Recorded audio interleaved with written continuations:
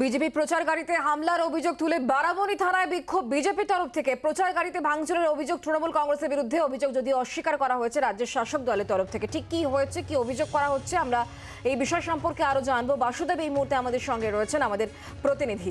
বাসুদেব, দেখো, যেটা জানতে পারা যাচ্ছে যে একটি প্রচার গাড়ি তৈরি করা হয়েছিল, তার মধ্যে নরেন্দ্র মোদীর ছবি লাগানো ছিল এবং বিভিন্ন প্রকল্পের কথা তার মধ্যে রাখা ছিল এবং বেশ কিছুদিন ধরেই এই প্রচার গাড়িটি গোটা আসানসোল লোকসভা কেন্দ্রে ঘুরে বেড়াচ্ছিল।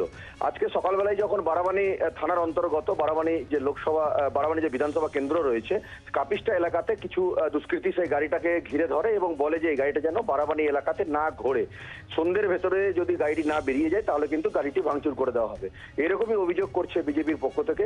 তারপরে শুনতে পাওয়া যায় যে সন্ধ্যাবেলায় সেই গাড়িটির যে হেডলাইট গুলি রয়েছে সেগুলি সব ভেঙে দেওয়া হয়েছে। কোন রকমের চালক পালাতে গেলে চালককে ধরে চালককেও নাকি মারধর করা হয়েছে এবং তারপরে বারাবাণী থানাতে রীতিমতো এজিটেশন করে বিজেপির কর্মী সমর্থকরা। একটা লিখিত অভিযোগও বারাবাণী থানায় জমা করা হয়েছে। এরপরে তদন্ত শুরু করেছে বারাবাণী থানার পুলিশ এবং এরপরে এই নিয়ে কিন্তু যখনই জিজ্ঞেস করা হয় মেয়র বিধান উপাধ্যায় এবং ওই বারাবাণী এলাকার বিধায়ক, তিনি কিন্তু স্পষ্ট বলেছেন এর সঙ্গে তৃণমূল কংগ্রেস কোনোভাবেই জড়িত নয় এবং কে ঘটনাটা ঘটেছে পুলিশ তদন্ত করে দেখছে। এই ধরনের ঘটনা এইখানে হয় না, কারণ তৃণমূল কংগ্রেসের নেতা কর্মী যারাই রয়েছে সবাই কিন্তু ডোর টু ডোর ক্যাম্পেনিং এবং বিভিন্ন কিভাবে ভোটে জিতা যায়, শত্রুঘ্ন সিনহাকে জয়লাভ করানো যায় সেদিকেই তারা নজর দিয়ে রেখেছে।